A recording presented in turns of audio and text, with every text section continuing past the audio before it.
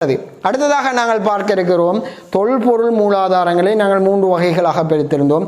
சாசனங்கள், அதே போன்று நாணயங்கள், அதே போன்று முக்கியமாக இன்னொன்றாக நாங்கள் கருதப்படுவது சிதைவுகள். இந்த 3ம் தான் தொல்பொருளின் வகைகளாக நாங்கள் அடையாளப்படுத்தி இருக்கிறோம். இதில் முதலாவதாக நாங்கள் சாசனங்கள் பார்க்க இருக்கிறோம். சாசனங்கள் என்பது நாம் எல்லோருக்கும் கொஞ்சம் இந்த தெரியப்பட்ட விடைகள். நாங்கள் ஸ்கூல்களில் பாடசாலைகளில் அதிகமான இடங்களில் நாங்கள் போகும்போது ஒரு பாடசாலையை பார்க்கும்போது சுற்றி ஒருவரோட பேர் எழுதப்பட்டிருக்கு, மேலே பார்க்கும்போது ஒருவரோட பேர் எழுதப்பட்டிருக்கு. கதிரைகள், வங்குகள், அதே போன்ற எல்லா இடங்களிலும் பெயர்களை அடிச்சு எழுதி எல்லா சைடும் எழுத்து வீசியிருப்பாங்க. எங்கால பக்கம் பார்த்தாலும் பெயர்களாகத்தான் இருக்கு. அப்போ இதெல்லாம் நாங்கள் சாசனம் அப்படின்னு சொல்லுவோம். இது எங்கிருந்து வந்தேன்னு சொன்னால் ஆரம்ப காலங்களிலிருந்து தான் பெறப்பட்ட விடை. ஆரம்ப காலத்தில் அவங்க எல்லா பொருட்களிலும் எழுதினாங்க. குறிப்பாக கருங்கல், களி, மண் தட்டு, சுவர், செப்புத்தகடு, பொன் தகடு, மரப்பலகை போன்றவை எல்லாத்துலேயும் அவங்க எழுதியிருந்தாங்க. இவ்வாறு எல்லா பொருட்கள்லையும் எழுதிடத்தனாங்க சாசனங்கள்னு சொல்லுவோம். அப்போ நம்மளோட புள்ளோல் எல்லாருமே சாசனங்கள் தான் எழுதுகிறாங்க. சுவரை கண்டா சுவரில் எழுதி வச்சு ஸ்கூல் கொண்டு போகும்போது சுவரை சுற்றி புள்ளோல பேராக தான் இருக்குது, மரங்களில் கூட பேர்களாக இருக்குது. அப்போ இந்த சாசனங்களை வெட்டுறது புள்ளோல் இந்த பாடம் அவங்களுக்கு விளங்கி இருக்கும். என்னென்னா புள்ளோல் சாசனங்கள் வெட்டுறதில் கை தெரிஞ்ச ஆக்கள். அப்போ இவங்க பெரும்பாலும் கருங்கல், களி போன்றவர்கள், அதே போன்று காணக்கூடிய எல்லா எழுதக்கூடிய எல்லா பொருட்களையும் அவங்க தான் எழுதி வச்சாங்க. அது சாசனம் என்று சொல்லுவோம். ஆனால் ஸ்பெஷலாக கருங்கல்லில் மட்டும் எழுதினா அதை நாங்கள் கல்வெட்டுன்னு சொல்லுவோம். மற்ற எல்லாத்துலேயும் எழுதுறது நாங்கள் சாசனம்னு சொல்லுவோம். இவங்க அடுத்து அதோடு நாங்கள் சாசனங்களுக்கான உதாரணங்களை பார்க்க போகிறோம். கல்வெட்டுக்கான உதாரணம் ஒன்று சொல்லிருக்காங்க. கல்பொத்த கல்வெட்டு நிசங்க மன்னனால் ஆட்சியுரிமையை வலியுறுத்தி அமைக்கப்பட்ட இலங்கையில் ஒரு நீளமான ஒரு கல்வெட்டு தான் இந்த நிசங்கமனுடைய கல்பொத்த கல்வெட்டு. சுவர் தந்திருக்காங்க. சீகிரியா கிரிக்கல் கவிதைன்னு சொல்லியிருக்காங்க. இவங்க தெரிஞ்ச சீகிரியா கிரிக்கல் கவிதை உண்மையிலே எல்லாராலையும் பிரபல்யமானது. சிங்கள பாடல்கள் கூட வந்திருக்கு. சீகிரியே, குருட்டு கீத, லஸ்தனை. அப்போ நீங்கள் அந்த பாடல்களை கேட்கும் கூட நமக்கு தெரிஞ்சிருங்க. அதே போன்று செப்பு தகடிலையும் நாங்கள் அதிகமானவர்கள் எழுதி வச்சிருக்கிறாங்க. அதில் மிக பிரமாணம் பனாக்கடுவ செப்படு முதலாம் விஜயபாகுவினால் எழுதப்பட்ட விடயம். பொற்சாசனம் தந்திருக்கிறாங்க, அதுவும் எழுதப்பட்டிருக்கிறது. வள்ளிபுரம் வசவ மன்னரால் எழுதப்பட்டிருக்கிறது. மரப்பலகையினால் நீங்கள் கம்பளை ராட்சத்தில் போய் செஞ்சீங்கன்னு சொன்னால் எம்பக தேவாலயம் புல மரப்பலகையினால் இன்றும் கூட காணக்கூடியதாக இருக்கிறது. அதே போன்று களிங்கல் பொருட்களாக இன்றும் செய்கிறார்கள். செங்கல் ஓடு போன்ற உற்பத்தி பொருட்கள், அதே போன்று பாத்திரங்கள், மட்பாத்திரங்கள் மற்றும் ஏனையவைகளிலும் இவைகள் எழுதப்பட்டு இருக்கிறது.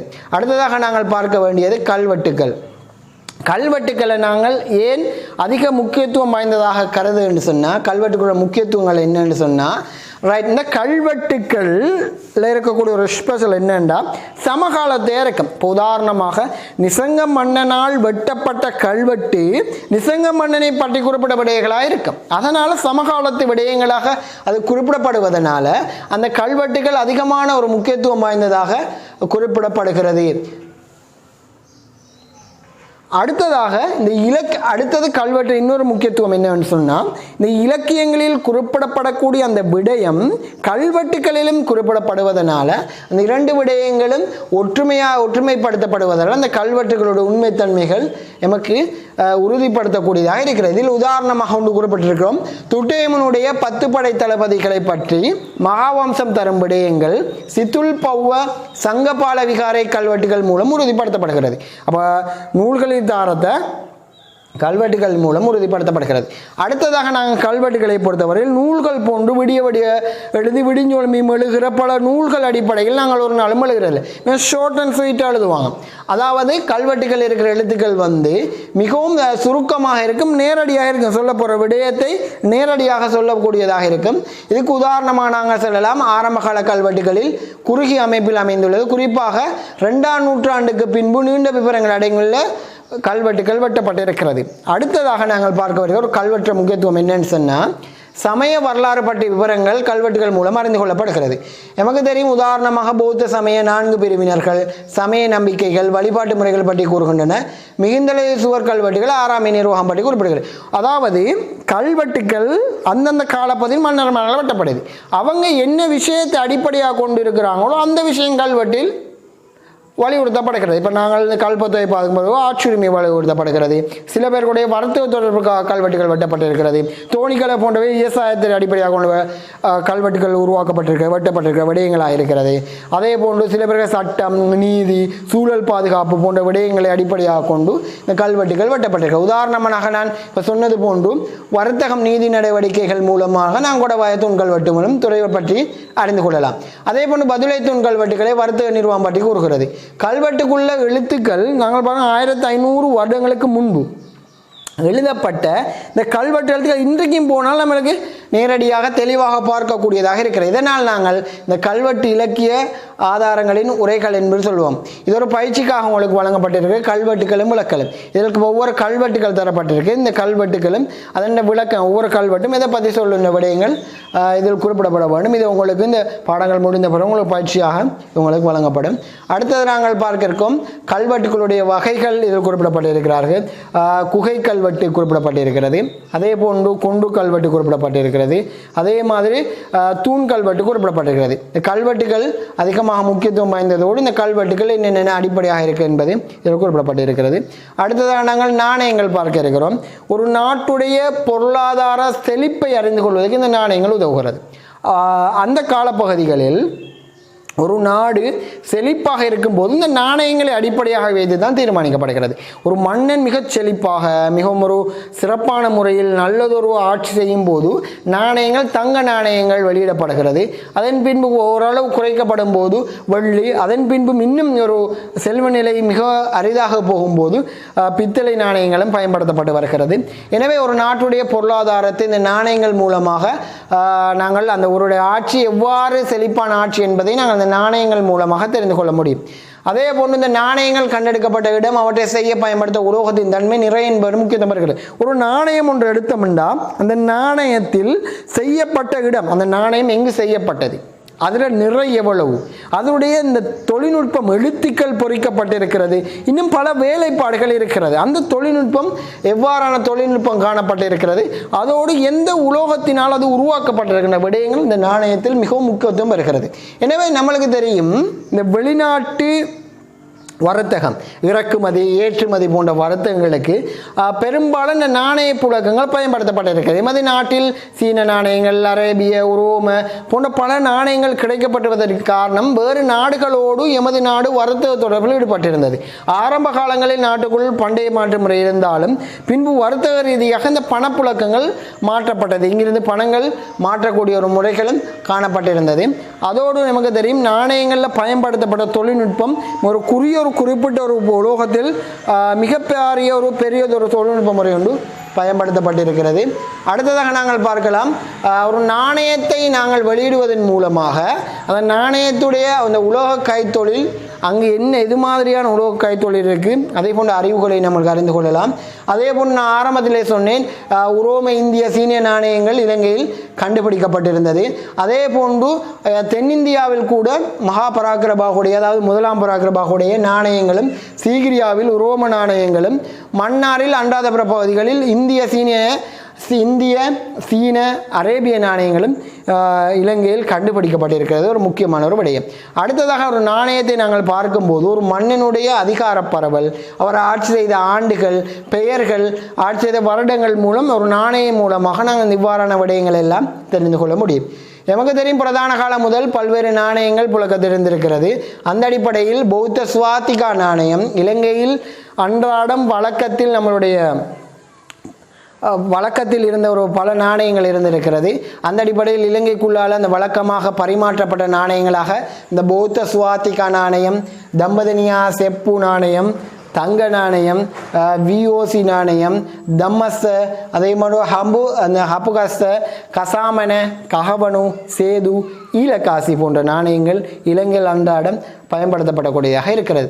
அடுத்ததாக நான் பார்க்கலாம் சிதைவுகளை பார்க்கும்போது வெளிநாட்டு தொடர்புகள் பற்றிய சிதைவுகள் இலங்கையிலும் பல்வேறு வாரல்களும் பெருமதிமிக்க சிதைவுகள் கண்டெடுக்கப்பட்டிருக்கிறது. இப்போ நாங்கள் அதிகமாக இன்றும் நாங்கள் அன்றாதபுரம் புலனர்வ போன்ற பகுதிகளுக்கு நாங்கள் சென்று சுற்றுலா செல்லும் போதும் அல்லது கெண்டி யாப்பகுவா தம்பதனிய கோட்டை அதே போன்று யாழ்ப்பாண பகுதிகளுக்கு நாங்கள் இந்த சுற்றுலா பிரயாணங்கள் போகும்போதும் அங்கே பல சிதைவுகளை காணக்கூடியதாக இருக்கிறது. எனவே அந்த சிதைவுகள் காணப்படுவதன் மூலமாக எமக்கு தெரியும் அங்குள்ள வைத்தியசாலைகள், அதே போன்று அரச மாளிகைகள், விகாரைகள், கோயில்கள், அதே போன்று வேறு விடயங்களை நாங்கள் பார்க்கும்போது இந்த பகுதிகளில் சிதைவுகளின் மூலமாக நாங்கள் இந்த வரலாற்றினுடைய ஆதாரங்கள் மூலம் வரலாற்றின் உண்மைத்தன்மையை நம்மளுக்கு அறிந்து கொள்ள முடியும். அதோடு இந்த சிதைவுகள் மூலமாக பல சிலைகள் காணப்படுகிறது, செதுக்கல்கள், சிற்பங்கள் காணப்படுக்கும் போது அதனுடைய தொழில்நுட்ப அறிவுகள் எம்மை வியக்க வைத்திருக்கிறது. அதே போன்று இந்த குளத்தை பொறுத்தவரை குளத்தின் கூறுகளாக இருக்கக்கூடிய இந்த கலிங்க தொட்டி, அதே போன்று சுருங்கை, இது மாதிரியான போன்ற பல தொழில்நுட்ப உபகரணங்கள், தொழில்நுட்ப கூறுகள் எமக்கு அதிகமான இடங்கள் கிடைக்கப்பட்டிருக்கிறது. உதாரணமாக மாதிரோயாகலின் போது கலிங்க தொட்டி கண்டெடுக்கப்பட்டது. இது நீர்ப்பாசனத்துறையில் ஒரு இலங்கையில் 1500 வருடங்களாக தொடர்ச்சியாக பல குளங்கள் இன்று வரை நீர் நிறைக்கப்பட்டு பல வயல்களுக்கு நீர் பாய்ச்சப்படுகின்ற தொழில்நுட்பமுடைய உள்ளதாக காணப்படுவதனால் அது எவ்வளவு மிகப்பெரிய ஒரு தொழில்நுட்பத்தில் இருந்திருக்கக்கூடிய அந்த நிகழ்வை கலிங்க தொட்டில் நாங்கள் பார்ப்பதன் மூலம் வழங்கியிருக்க. அடுத்ததாக அபேகிரியாக்களின் மூலம் உலோக கைத்தொழில் கண்டுபிடிக்கப்பட்டிருந்தது. அதாவது நமக்கு தெரியும் இந்த உலோக கைத்தொழிலை பொறுத்தவரையில் நான் ஆரம்பத்தில் சொன்னேன், ஒரு நாணயம் செய்யப்படும். இந்த நாணயத்தின் நிறை, உலோகத்திற பெயர், தன்மை, அதை போன்ற விடயங்கள் எல்லாம் உள்ளடக்கியதாக இந்த உலோக கைத்தொழில் வளர்ச்சி அடைந்திருக்கிறது. எனவே அது அபேகிரியாக்களின் மூலமாக அந்த உலோக கைத்தொழில் இலங்கையில் இருந்திருக்கிறது. குறிப்பாக இந்த நாணயங்கள் போன்றளவு உளவு பரிமாற்றம் செய்வதற்கு அது ஒரு காரணமாக இருந்தது. அடுத்ததாக ஆலக நகலின் போது வைத்திய உபகரணங்கள் கண்டுபிடிக்கப்பட்டது. எமக்கு தெரியும் வைத்திய நூல்கள் பல மன்னர்கள் எழுதியிருக்கிறார்கள், பல சட்டங்கள் இடப்பட்டிருக்கிறது. இன்று அமுலில் இருக்கும் பல சட்டங்கள் ஆரம்ப காலத்திலே மன்னர்களால் உருவாக்கப்பட்டிருக்கிறது. எமக்கு தெரியும் இலங்கையை பொறுத்தவரை பல வைத்தியர் எழுந்திருக்கிறார்கள். பாம்புக்கு கூட வைத்தியம் பார்க்கக்கூடிய பல மன்னன்மார்கள் எமது நாட்டில் இருந்திருக்கிறார்கள். அந்த அடிப்படையில் பரிய சத்திர சிகிச்சை உபகரணங்கள் கூட இந்த ஆலகன பிரிவினாவில் ஒரு அகழ்வின் மூலம் கண்டுபிடிக்கப்பட்டிருந்தது. இந்த அடிப்படையில் பெரிய சத்திர சிகிச்சைகள் கூட ஆரம்ப காலத்தில் நடைபெற்றிருப்பதற்கு காரணமாக இருக்கிறது. அடுத்ததாக நாங்கள் பார்க்கலாம், கிராமங்கள் நகரங்கள் இன்றைக்கு பரவி இருக்கிற விதத்தை அடிப்படையை கொண்டும் நாங்கள் பல சிதைவுகளை இனங்கண்டு கொள்ளலாம். அதே போன்று நாங்கள் சீகிரியாவுக்குள் நாங்கள் செல்வோமாயின் அங்குள்ள தொழில்நுட்ப பிரயோகம், சிறப்பான திட்டமிடல், பூங்காக்கள் நிர்மாணம், நீர் அகலே, சுவரோயங்கள் போன்றவற்றினும் சிறப்புகளையும் அந்த சிதைவுகளை நாங்கள் அதிகமாக சீரியா உள்போகும்போது பல சிதைவுகளை நாங்கள் நேரடியாக காணலாம். அதே போன்று சமய நம்பிக்கைகள் காணப்படுகிறது. ஆடை அணிகலன்கள் பற்றி நாங்கள் அறிந்து கொள்ள முடியும். எனக்கு தெரியும் ஆரம்ப காலங்களில் ஒரு சம்பிரதாயங்களுக்கு பிரதானமாக உடைகள் அணிந்து, அதே போன்று பெண்களை பொறுத்தவரையில் இந்த நகைகள் அணிவது அவர்களுடைய வழக்கமாக இருந்தது.